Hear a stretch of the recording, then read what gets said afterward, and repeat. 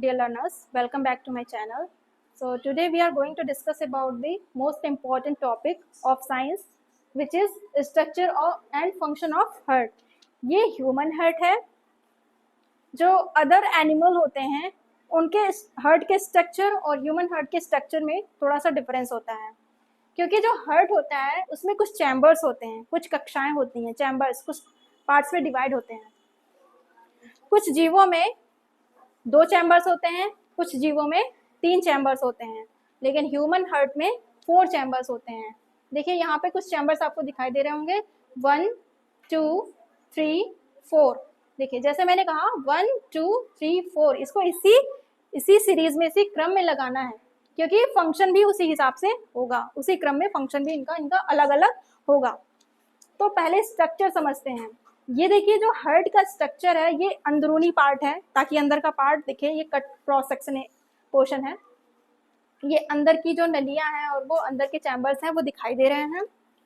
ये देखिए ये महाशिरा है, इसको सुपीरियर वेना कावा बोलते हैं, और ये महाधमनी है. यहाँ से इम्प्योर ब्लड हार्ट में एंटर करता है और इधर से यानी कि महाधमनी आरोटा से ये जो प्योर ब्लड है वो बॉडी के दूसरे पार्ट्स में फ्लो करता है. और ये जो 4 चैम्बर्स हैं इनका काम होता है, इनमें 2 वॉल्व्स होते हैं. देखिए यहाँ पे एक वॉल्व है, एक वॉल्व यहाँ है और एक वॉल्व यहाँ है. इसको बोलते हैं ट्राइकस्पिड वॉल्व, इसको बोलते हैं बाइकस्पिड या डाइकस्पिड वॉल्व. देखिए इसके जो अपर चैम्बर्स हैं, ऊपर के चैम्बर्स हैं, उनको हम लोग बोलते हैं आलिंद या उसको बोलते हैं ऑट्रियम. ये देखिए इसका ये लेफ्ट साइड है और ये राइट साइड है. ये दायां आलिंद है और ये बायां आलिंद है. तो अपर वाले पोर्शन को, अपर वाले चैम्बर्स को हम लोग ऑट्रियम बोलते हैं, और नीचे वाले यानी कि लोअर वाले चैम्बर्स को हम लोग वेंट्रिकल बोलते हैं. अब लेफ्ट वाले को लेफ्ट ऑट्रियम और लेफ्ट वेंट्रिकल, और राइट वाले को राइट ऑट्रियम और राइट वेंट्रिकल कहते हैं. इसको हम लोग बोल सकते हैं राइट ऑट्रियम.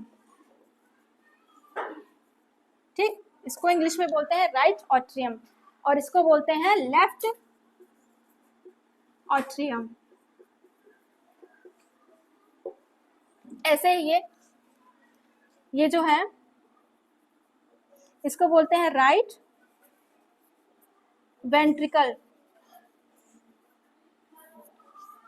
और ये है left ventricle.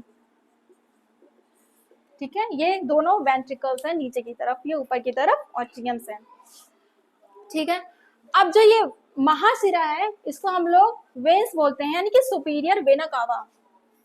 Superior vena cava, superior vena cava को ही हम लोग महाशिरा बोलते हैं. इसको बोलते हैं आरोटा.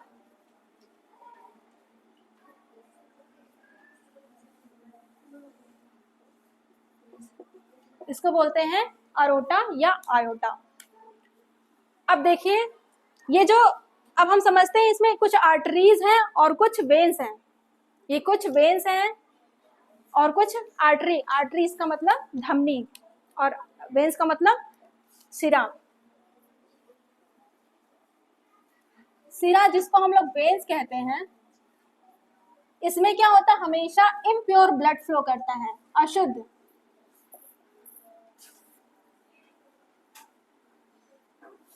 इम्प्योर ब्लड फ्लो करता है शिरा में.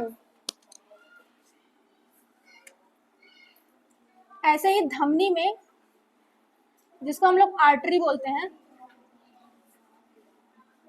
इसमें प्योर ब्लड फ्लो करता है, प्योर ब्लड फ्लो करता है. अब यहाँ पे कुछ ऐसी सिरा और धमनियां हैं. अब कुछ फंक्शन उल्टा हो जाता है जब उसके आगे कुछ प्रीफिक्स लग जाते हैं. जैसे यहाँ पे फुफ्फुस धमनी है. फुफ्फुस धमनी में, अब यहाँ मैंने लिखा है कि धमनी में हमेशा प्योर ब्लड फ्लो करता है, लेकिन अगर यहाँ फुफ्फुस धमनी है तो उसमें इम्प्योर ब्लड फ्लो करता है. इसको हम लोग बोलते हैं पल्मोनरी आर्टरी. Pulmonary artery.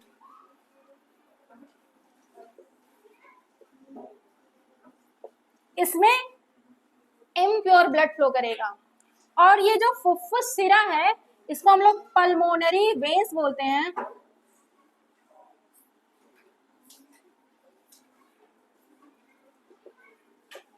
इसमें प्योर ब्लड फ्लो करता है।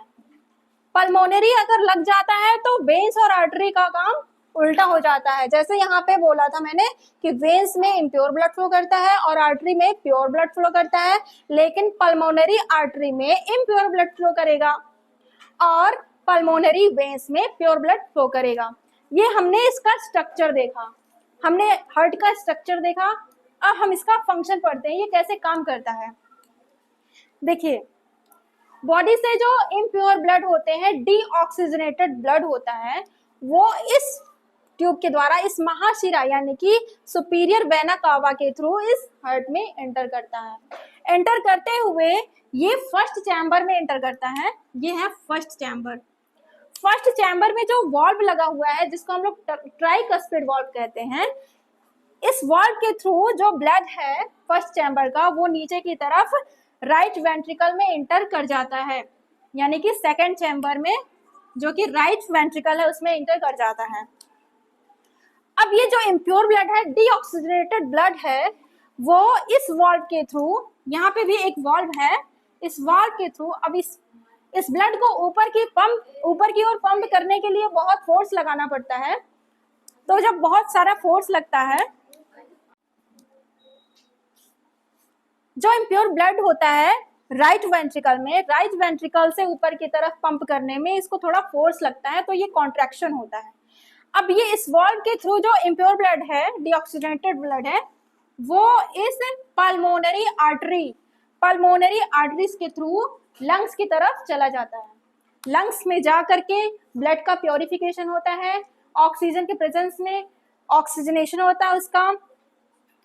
फिर क्या होता है, जो प्योर ब्लड होता है वो पल्मोनरी वेन्स यानी कि फुफ्फुस सिराओं के थ्रू वो थर्ड चैम्बर में इंटर करता है। जो प्योर ब्लड होता है वो पल्मोनरी वेन्स के थ्रू, जिसको हम लोग फुफ्फुस सिरा भी कहते हैं, वो थर्ड चैम्बर में इंटर करता है। यहाँ पर भी एक वाल्व है, इस वाल्व को हम लोग बाइकस्पिड वाल्व कहते हैं। इस वाल्व के थ्रू जब ब्लड ऊपर से नीचे की तरफ आता है तो ये वाल्व इस तरह से खुल जाता है। उसके बाद जब ब्लड नीचे की तरफ चला जाता है, वेंट्रिकल में चला जाता है, ऑट्रियम से वेंट्रिकल में चला गया, तो ये वाल्व बंद हो गया। अब क्या होता है, इस ब्लड को ऊपर की तरफ ले जाना है, क्योंकि अब फोर्थ चैम्बर में आ गया है। ब्लड फोर्थ चैम्बर में तो हमेशा के लिए रहेगा नहीं, इसको बॉडी में फ्लो करना है। तो यहाँ से ये ब्लड पंप होता है, पंप होते हुए इस जो रास्ते से ऐसे नीचे नीचे नलियों के थ्रू महाधमनी की तरफ आ जाता है। महाधमनी, जिसको अरोटा भी बोलते हैं, इस अरोटा के थ्रू ये बॉडी के अदर पार्ट्स में फ्लो करने लगता है। तो इस तरह से जो इम्प्योर ब्लड था वो सुपीरियर वेना कावा के थ्रू एंटर किया था फर्स्ट चैम्बर से, जिसको हम लोग ऑट्रियम बोलते हैं। राइट ऑट्रियम से ये राइट वेंट्रिकल में गया, सेकेंड चैम्बर में गया। सेकेंड चैम्बर से जो ब्लड है, इम्प्योर ब्लड है, वो पल्मोनरी आर्टरीज में फ्लो करा। पल्मोनरी आर्टरीज से वो लंग्स में गया, लंग्स में उसका प्योरिफिकेशन हुआ। अब लंग से जो प्योरिफाइड ब्लड है वो पल्मोनरी वेन्स के थ्रू फिर से थर्ड चैम्बर में एंटर किया, जिसको हम लोग लेफ्ट ऑट्रियम बोलते हैं।